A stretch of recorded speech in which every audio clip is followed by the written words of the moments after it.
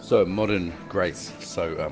Grace is something that English people haven't usually don't do. If you've seen America, you'll come across people will say, "Thank you God, thank you Jesus for this food." The joke being Jesus has actually picked the food in Mexico. Now, many people are uncomfortable with that, probably wouldn't do that, might not be their tradition. So what could we do if we wanted to link our spirituality to our food? I mean, what is more basic, what is more primal?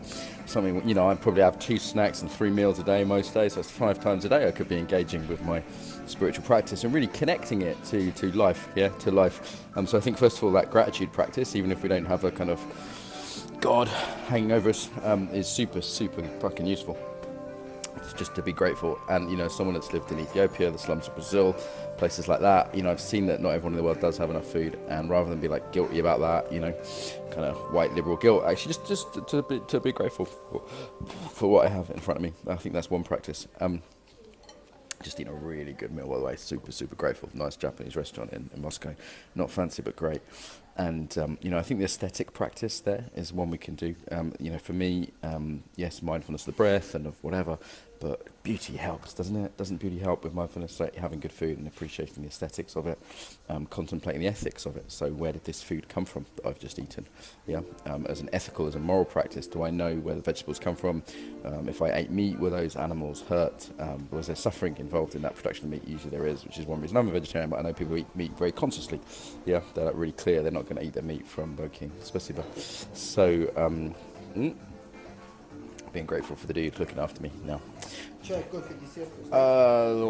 пожалуйста, Catalan. Спасибо. Having gratitude for having the money to buy the food, to pay for it, to be in a situation.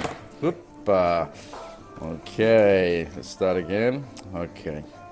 So, gratitude for the food, gratitude for someone looking after me, in this case someone cooking for us. Might be eating with others. Often I eat meals with people. That I think is a key aspect of eating that maybe gets lost in some cultures.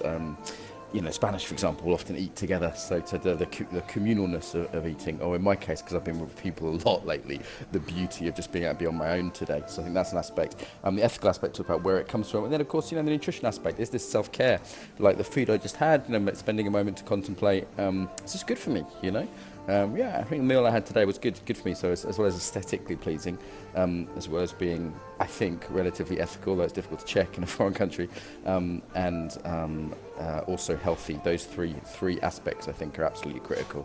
So checking that food has engaging with the aesthetic quality, the ethical quality, and the truth, and the good, the true, and the beautiful, we could say. With every meal, some integral chefs that have inspired me on this one. You can look up integral cooking, integral chefs.